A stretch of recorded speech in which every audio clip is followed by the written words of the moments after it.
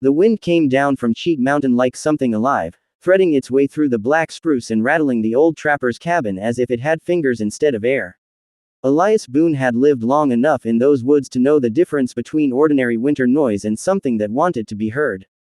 That night, it wanted to be heard. He sat by the fire with a tin cup of coffee gone cold, staring at the door as the whispering rose and fell. It wasn't words. Not yet. Just the shape of them, like a voice trying to remember how to speak. Elias had been called the last fur trapper of Cheat Mountain for years now, ever since the younger men stopped coming up into the high ridges. They said there wasn't anything left worth trapping, that the old trade was dying. Maybe it was. But Elias had stayed, same as the trees and the stones and the silent, watching dark. He had seen strange things before. Tracks that circled back on themselves. Animals found frozen with no marks on them.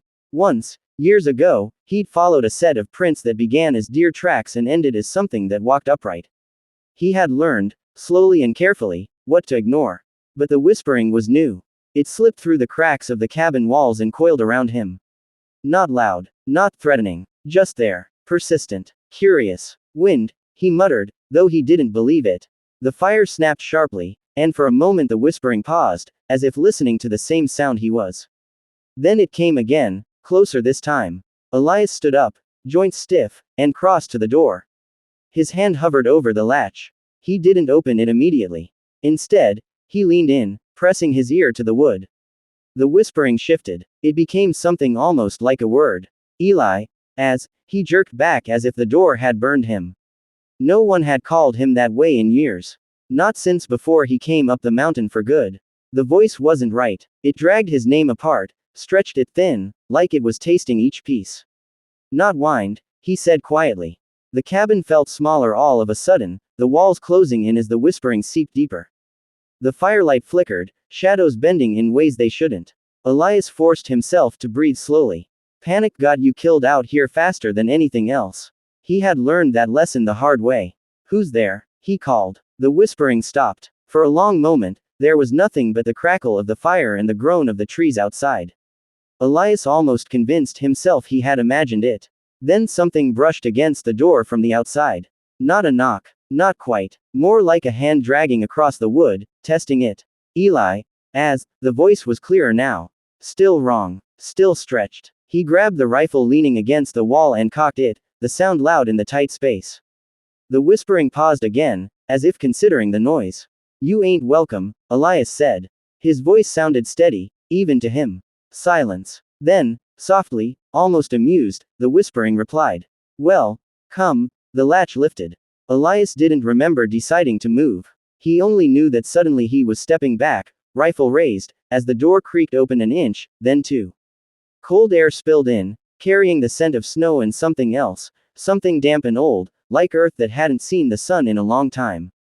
The door opened wider. At first, he saw nothing but darkness. Then the shape began to form, not stepping into the light but letting the light find it piece by piece. It was tall, taller than any man Elias had ever seen. Its outline shifted, like it couldn't decide what it was supposed to look like. Fur, maybe, or shadow, or both. Its head tilted slightly, and though Elias couldn't see its eyes, he felt them. Bear, he said, though the word felt foolish as soon as it left his mouth. The thing made a sound that might have been laughter. It came out broken, as if laughter was another thing it was trying to learn. Bear, it echoed, testing the word. Elias tightened his grip on the rifle. He had hunted bears his entire life. He knew their weight, their movement, the way they breathed. This was none of those things. It took a step forward. The floor didn't creak under its weight. That was the first thing that truly terrified him. Everything that lived had weight. Even the smallest creatures left some trace of it. But this thing moved like it was only pretending to exist. Stay back, Elias said. The thing stopped. Its head tilted the other way, mimicking him. Back, it whispered. For a moment, neither of them moved. The fire popped again, sending a spray of sparks up the chimney. Then the thing leaned closer. The air around it grew colder, sharp enough to sting Elias's lungs. The whispering returned, but now it wasn't coming from outside or the walls. It was coming from the thing itself. From everywhere and nowhere at once. Hun, tear, it said slowly. Elias felt a chill crawl up his spine. You know what I am, he said. The thing considered that, No, it repeated. Then, after a pause, softer, almost thoughtful, learn, it reached out a hand. At least, Elias thought it was a hand. The shape was wrong, too long, the fingers bending in ways they shouldn't. It hovered in the air between them, not quite touching anything. Elias didn't shoot. He would later wonder why. Maybe it was the voice. Maybe it was the way the thing watched him, not with hunger but with something closer to curiosity. Or maybe, deep down, he knew that a bullet wouldn't do anything to something like this. What do you want? He asked. The thing's hand twitched. Want? It echoed. It seemed to struggle with the word, as if it didn't fully understand it. Then it leaned closer still, until Elias could feel the cold pouring off it like breath. Vo, ice, it whispered. Elias frowned. Voice. The thing nodded, or at least made a motion that suggested nodding. Yours. The word hung in the air between them. Elias's grip tightened on the rifle again. You got one of your own, he said. The thing made that broken laughter again. Not mine. The whispering swelled, filling the cabin, pressing against his ears. Bore. Row. Elias's heart began to pound. Not a chance, he said. The thing stilled. For the first time, the curiosity seemed to fade, replaced by something else. Something deeper. Something older. Hun. Tear. It said again, and now the word carried weight. The air shifted. The fire dimmed, the flames bending toward the thing as if drawn to it. Elias felt something tug at him, not his body, but something inside, something harder to name. His thoughts flickered. Memories surfaced without his wanting them. Faces, voices, places he hadn't thought about in years.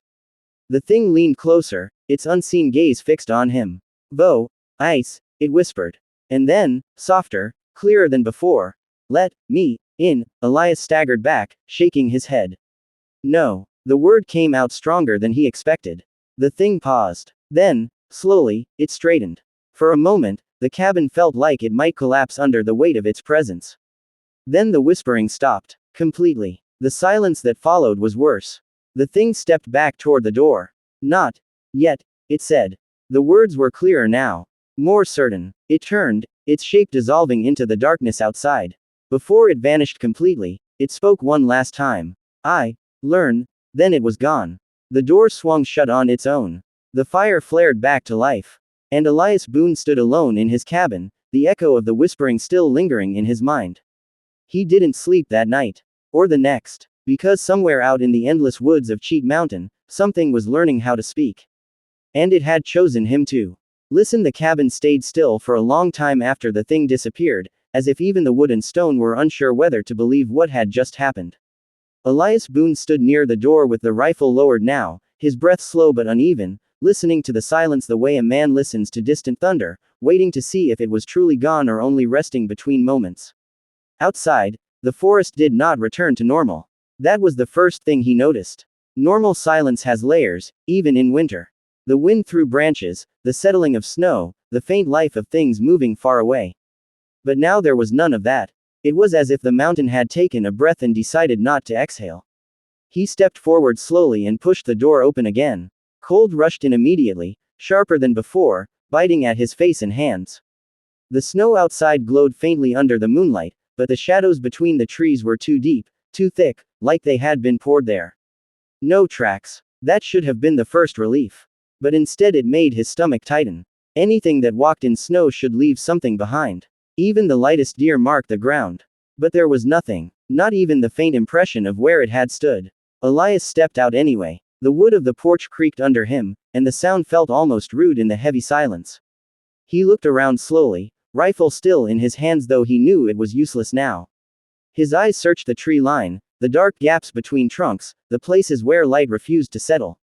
Then he heard it again. Not outside this time. Inside his head. Not words at first. Just the suggestion of them, like breath forming shapes in fog. He froze. The whispering had returned, but it was different now. Softer. Less broken. More patient. Elias. He turned sharply back toward the cabin. The door was still open. The firelight flickered inside, casting long shadows across the walls. Nothing was there. Still, the voice remained. Not gone. His grip tightened on the rifle again, though his fingers felt slower than before, like they didn't fully belong to him. Show yourself, he said quietly. The forest did not answer. Instead, The whispering shifted, spreading out rather than coming from one place. It was in the trees now, in the snow, in the air between everything. Learned. Far. Elias stepped back into the cabin quickly and shut the door. The moment it closed, the whispering dimmed slightly, as if the wood itself still had some power to hold it back. He leaned against the door for a second, eyes closed, forcing himself to think clearly. Whatever that thing was, it hadn't been fully there. Not like an animal, not like a man. It had been something trying to understand shape, sound, voice. And now it had taken the first step. He had let it speak. That thought sat heavier than fear. The fire had almost gone out. He knelt and fed it more wood, watching the flames rebuild slowly, crackling back into life. The warmth didn't reach him the same way anymore. Something had changed in the cabin. He could feel it in the way the air moved. Like it was no longer only his space. Outside, something moved again. A sound. Not footsteps. More like the suggestion of weight shifting where there was no ground. Elias stood still, listening. The whispering returned, but now it was closer than before. Hun, tear. He raised the rifle again slowly, but his eyes didn't go to the door this time. They went to the walls. The voice was inside the wood. Inside the cabin itself. Not. Bear. It said softly, almost correcting itself. Elias felt a cold realization settle in his chest. It wasn't chasing him anymore. It was learning him. The fire flickered suddenly, bending sideways for a moment as if something passed in front of it that had no body to block the light. Elias stepped back instinctively. And then he saw it. Not fully formed. Not standing clearly. Just a suggestion of presence in the corner of the room, where shadow should have been simple darkness but instead looked layered, like something standing behind reality itself. He did not hear it move. He only felt it change position. The whisper came again, now almost gentle. Inside, Elias swallowed hard. You don't belong here, he said. The presence tilted slightly, as if considering the idea. Belong? It repeated. The fire cracked loudly. For a brief second, Elias thought he saw something like curiosity in the shape in the corner. Not hunger. Not anger. Curiosity that did not understand boundaries. Then it was gone again, leaving only the ordinary shadow of the room. But the whispering stayed, always staying. Elias. Teach. His throat tightened. No, he said firmly. A pause followed. Then, softer than before. Then, I learn alone. The fire dimmed again. And somewhere deep in the forest outside Cheat Mountain, something began moving once more, not wandering this time, but choosing direction. Elias did not move for a long time after the last whisper faded. The fire burned low again, its light unsteady, and the cabin felt wrong in a way that had nothing to do with cold.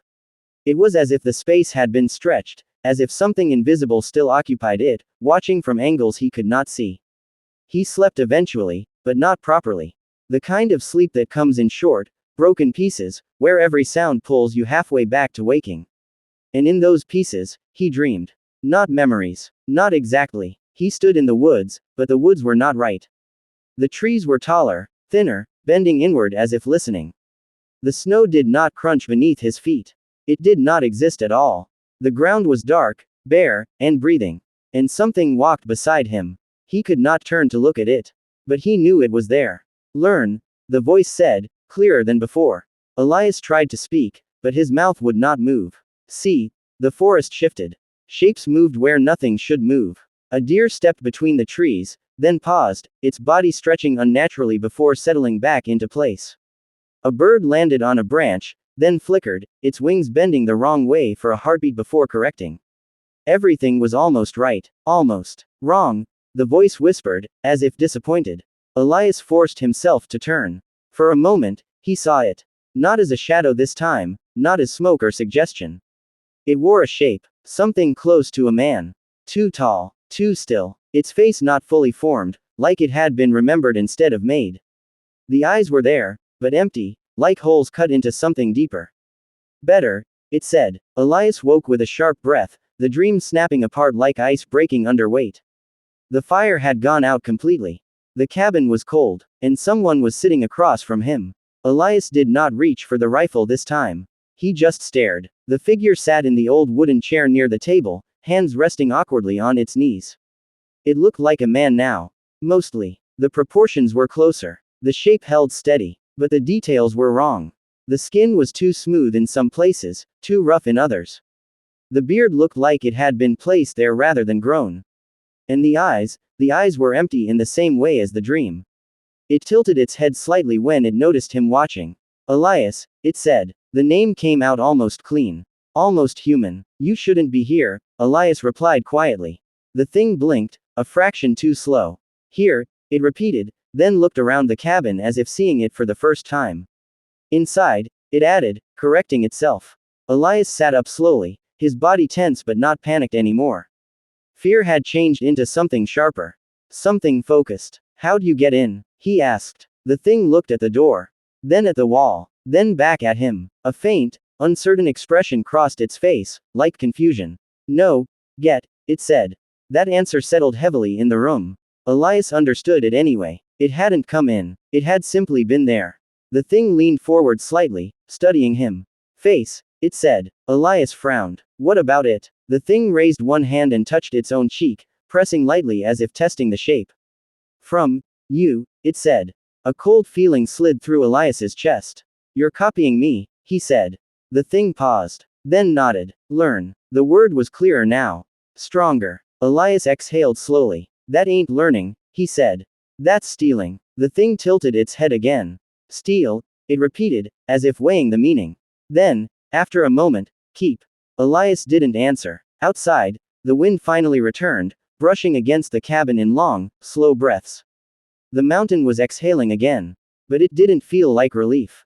The thing stood up from the chair. Its movement was smoother now. Less broken. More certain. Walk, it said. It stepped toward the door, then paused and looked back at Elias.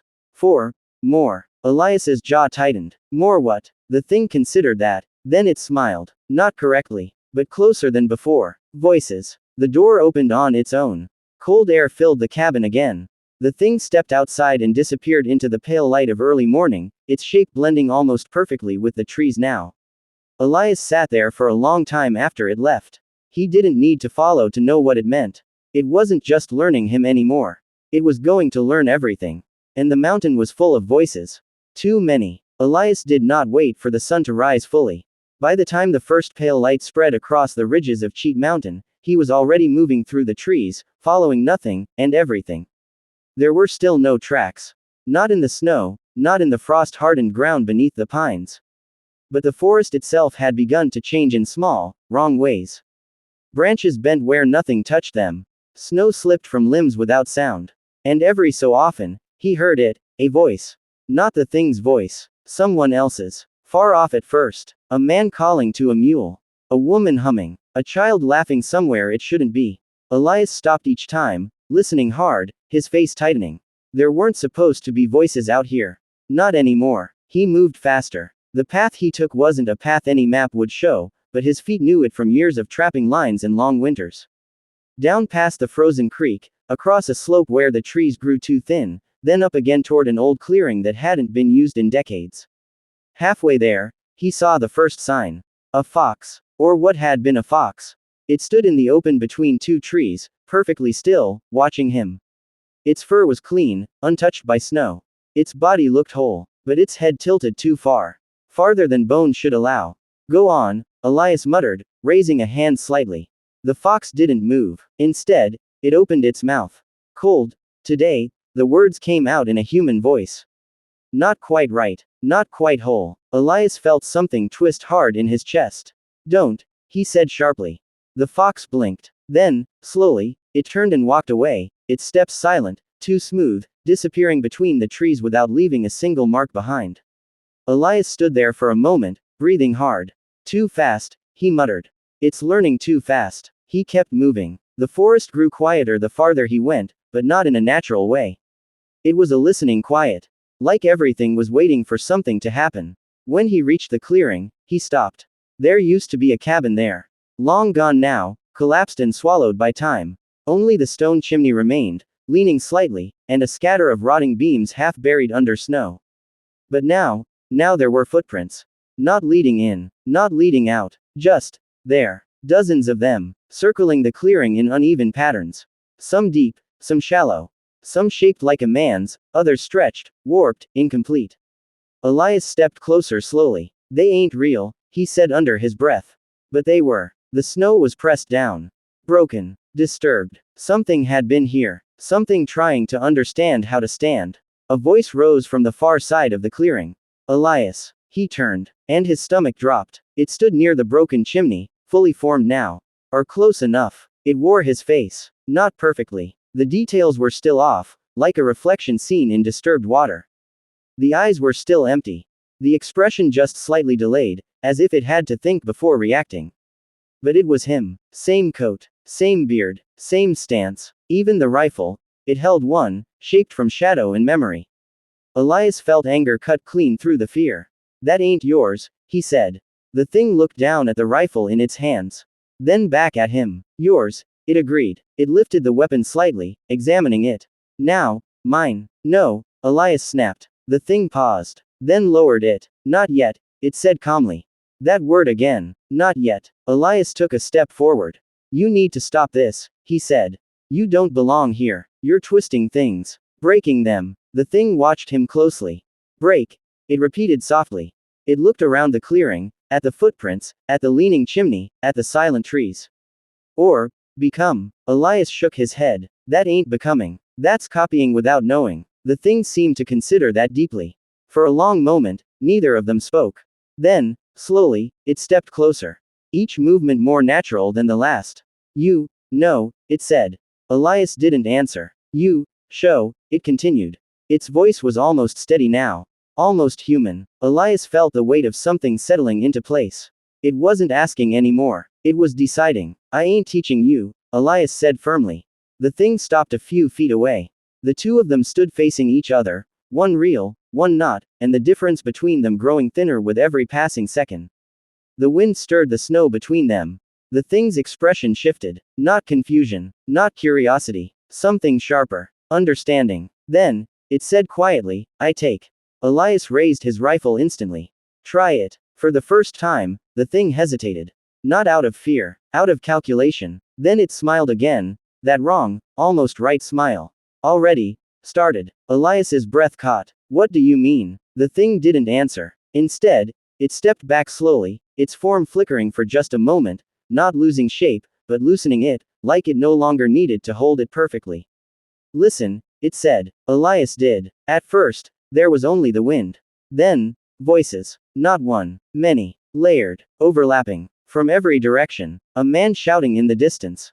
A woman calling a name. Someone crying. Someone laughing. All wrong. All slightly off. Elias felt his stomach sink. You went down the mountain, he said. The thing nodded. More voices, it replied. The whispering began again, not from one place but from everywhere at once. The forest was no longer empty. It was full. Too full. Elias tightened his grip on the rifle, his jaw setting hard. You don't understand what you're doing, he said. The thing tilted its head one last time. I am understanding, it said. Then it stepped backward into the trees. This time, when it disappeared, it did not feel like it had left. It felt like it had spread. The voices did not stop. They grew. And Elias Boone, the last trapper of Cheat Mountain, stood alone in the clearing, realizing that whatever he had let into his world, was no longer just one thing. It was becoming many. And it was learning how to be human. Elias stood in the clearing until the cold began to bite through his boots and into his bones, but he barely felt it. The voices had not faded after the thing vanished into the trees.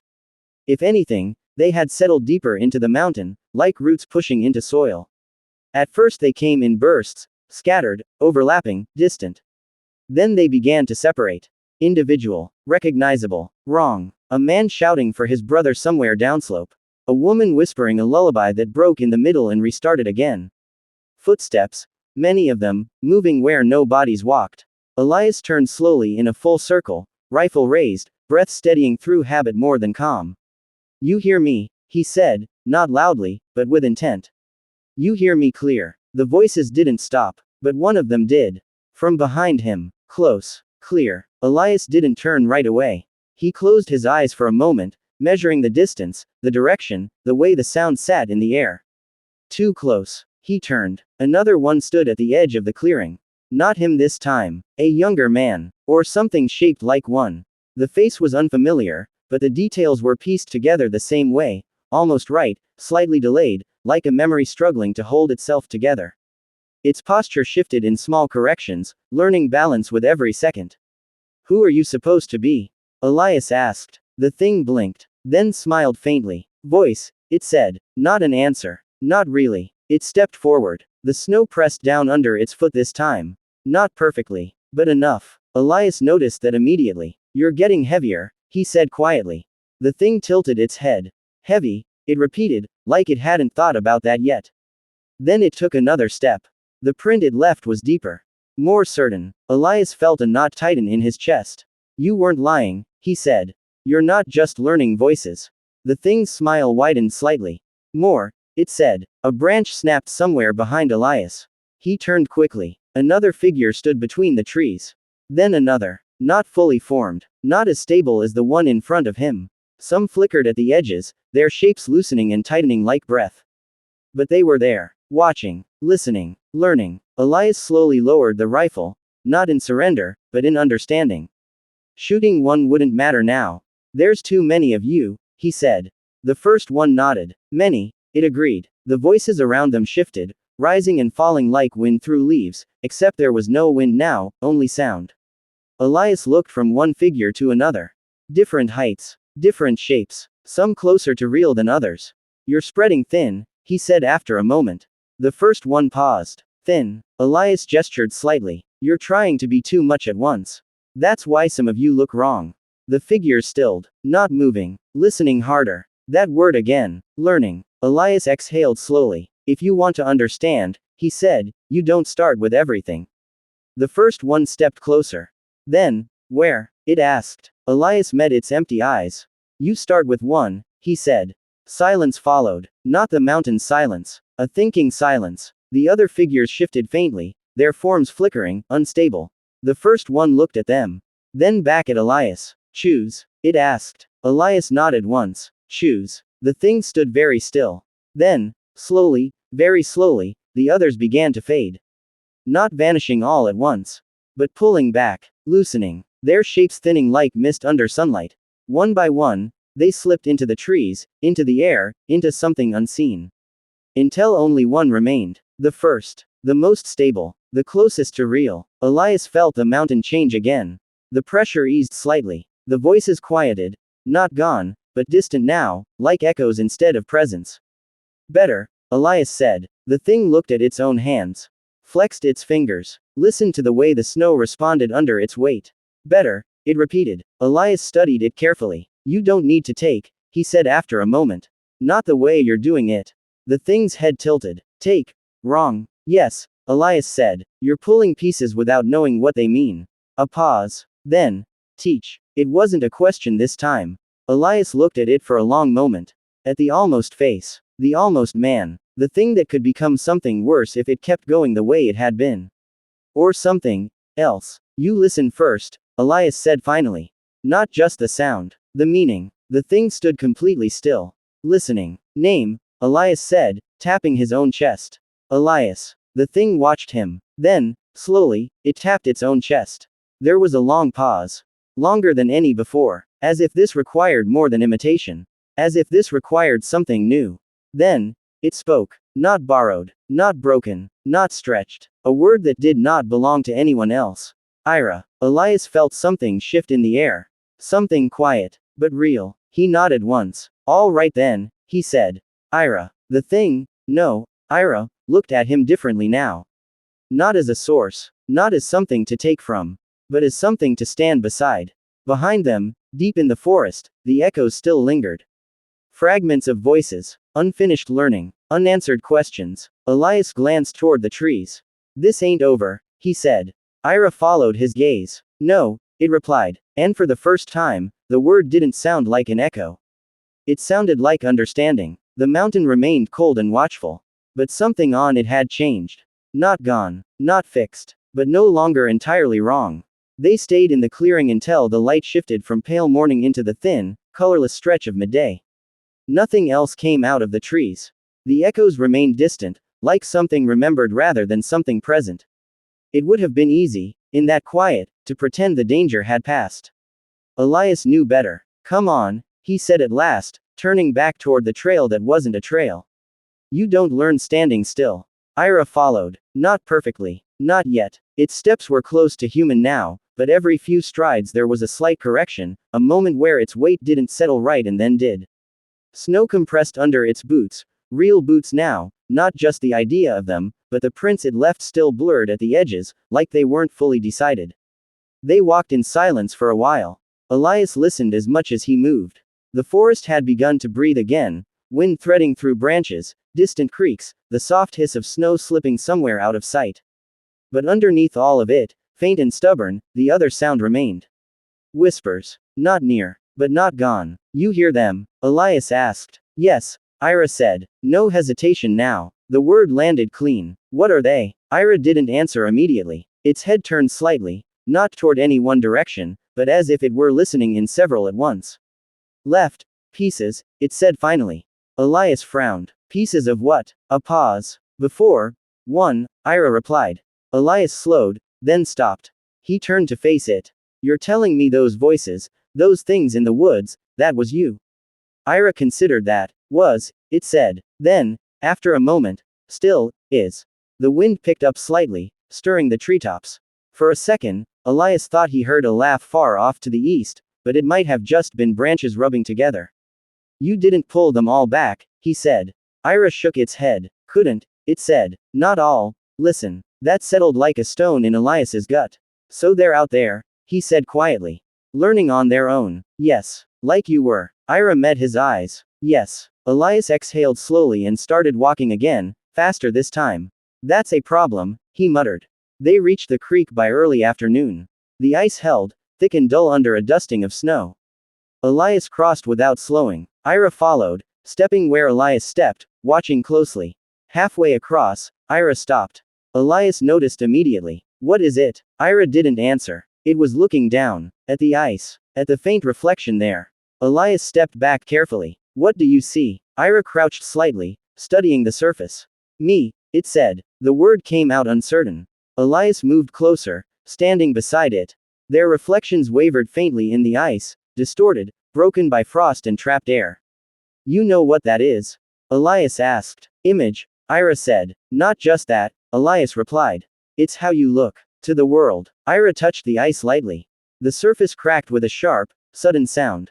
The reflection shattered. Ira jerked back, not in fear, but in surprise. Gone, it said. Elias shook his head. No, still there. Just harder to see. Ira looked at him, then back at the broken ice. Like voices? It asked. Elias hesitated, then nodded once. Yeah, like voices. They moved on. By the time they reached the cabin again, the light was fading. Long shadows stretched across the snow, and the temperature dropped fast, the kind of cold that crept in without asking. Elias stopped a few yards from the door. Something was wrong. Ira noticed it too. Different, it said. The cabin looked the same. But the air around it didn't. It felt occupied. Not like before, when the presence had been singular and curious. This was scattered. Unsteady. Elias raised the rifle slowly. You stayed, he said under his breath. The door creaked open on its own. Not wide. Just enough. A voice slipped out. Eli. Then another, overlapping it. Then more. Let, in, cold, hun, tear. Elias felt his jaw tighten. They found their way back, he said.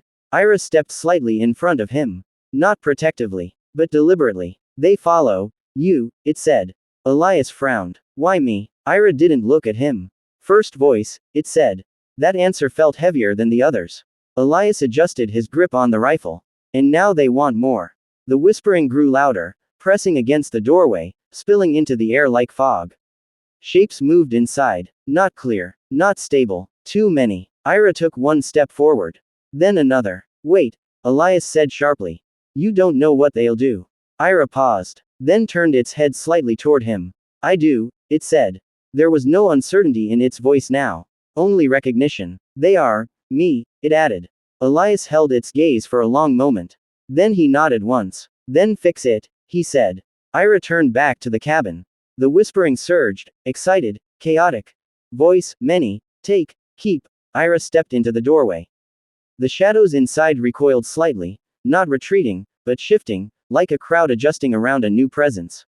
Listen, Ira said. One word, clear, firm. The voices didn't stop. They overlapped louder, faster, fragments crashing into each other. Ira took another step inside. Listen, it said again. Something in the tone changed. Not louder, but deeper. The kind of sound that didn't just reach ears. It reached whatever those things used to hear. The whispering faltered. Not silent, but uneven now. Ira stood in the center of the cabin.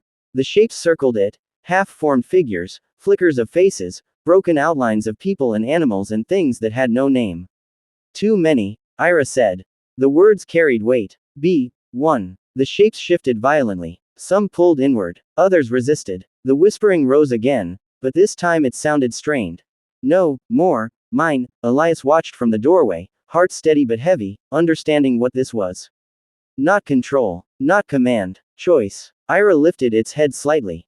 Choose, it said. The same word Elias had given it. The same lesson. The cabin seemed to hold its breath. Then, one of the shapes collapsed inward, dissolving into nothing. Then another. And another. Not all, but many. The noise dropped with each one that vanished, the chaos thinning into something closer to silence.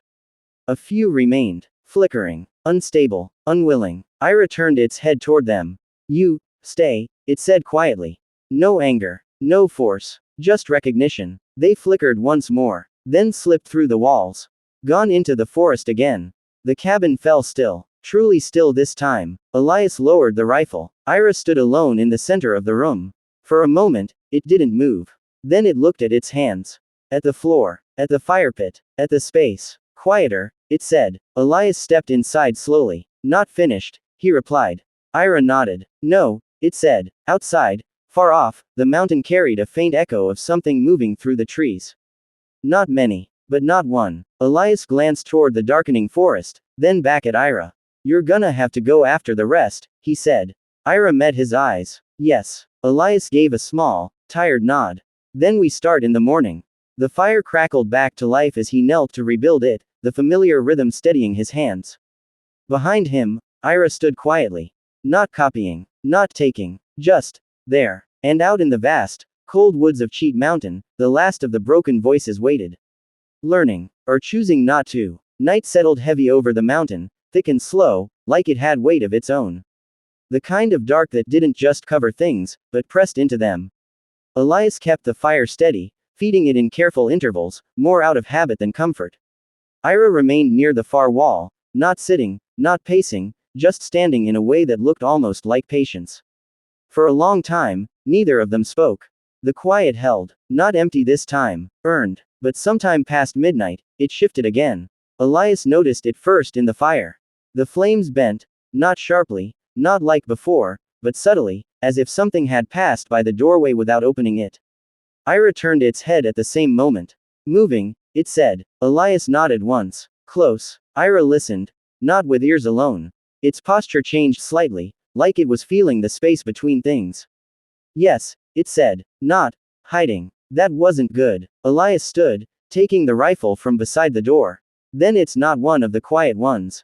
Ira looked at him. No, it agreed. This one takes. The word sat wrong. Different from before. Elias stepped toward the door but didn't open it yet.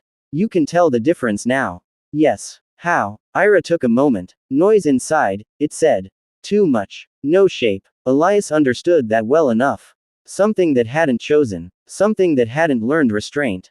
Something still trying to be everything at once. He opened the door. Cold rushed in, sharper than before, carrying a sound that didn't belong to wind. Voices. Layered, frantic, overlapping so tightly they blurred into a kind of rough, tearing noise. Mine, all, take, keep, more. Elias stepped outside. Ira followed. The sound was coming from the trees just beyond the clearing, moving fast, circling, never settling in one place. Snow kicked up in small bursts without visible cause. Branches shook, not from wind, but from something brushing past too quickly to see. Then, it stopped. Everything stilled at once. Elias raised the rifle slightly, eyes scanning the dark. Show yourself, he said. For a heartbeat, nothing answered. Then something stepped into view. It wasn't one shape. It was many, forced together. A body that didn't hold still, arms forming and unforming, faces flickering across its surface like reflections in broken glass. Parts of it looked human. Parts animal. Parts, neither. It was taller than Ira. Wider. Unstable. And loud. The voices poured out of it constantly, overlapping, fighting each other for space. Elias. Hunter. Voice. Mine. Ira stepped forward slowly. Stop, it said. The thing turned toward Ira. Not cleanly, but in pieces, different parts noticing at different moments. You, same, more. Ira shook its head.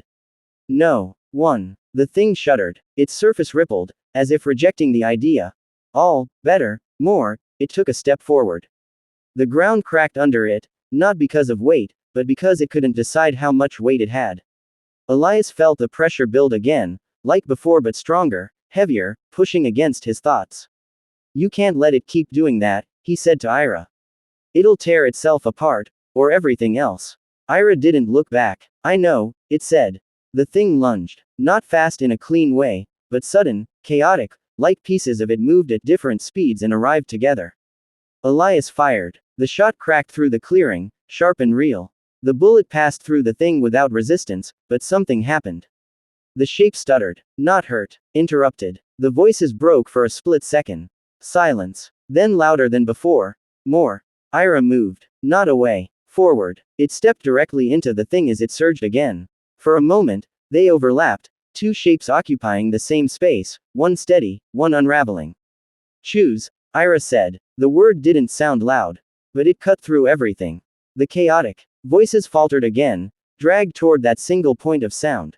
No, many, all. Ira reached out, its hand no longer uncertain, no longer testing, and pressed it against the shifting surface. Choose, it repeated. Elias felt the air tighten, like the mountain itself was holding still to listen. The thing convulsed. Shapes split off from it, faces peeling away, limbs dissolving, fragments tearing loose like pieces breaking from ice. Some vanished instantly. Others tried to reform. The voices turned from chaotic to desperate. Stay, mine, don't. Ira didn't move. Choose, it said again. Slower. Stronger. The thing shrank. Not quickly, but steadily. Pieces falling away, fading, pulled back into something unseen. Until only one form remained. It stood unsteadily in front of Ira. A man's shape. Rough. Incomplete. But singular. The voices stopped. Completely. For the first time, true silence filled the clearing. The new figure looked down at its hands, then up at Ira. One, it said quietly. Ira nodded. Yes. Elias lowered the rifle slowly. His breath came out in a long, controlled exhale. The figure turned its head toward him. Its eyes were not empty like Ira's had been at first. They were dim, like something just beginning. Cold, it said. Elias gave a short, tired huff. Yeah, he said. That's one of the first things you learn. The figure seemed to consider that. Then nodded once. Ira stepped back, giving it space. Not as something separate, but as something new. Elias looked between them, then out toward the dark forest beyond. How many more? He asked. Ira didn't answer right away. It listened. Far out, deep in the mountain. Then, few, it said. A pause. Then, quieter, but enough. Elias nodded. Then we keep going, he said. The firelight from the cabin flickered behind them, warm against the cold night. 3 figures now stood in the clearing. Not hunted. Not hunting. Something else entirely. And out in the endless woods of Cheat Mountain, the last broken voices waited their turn, to choose what they would become.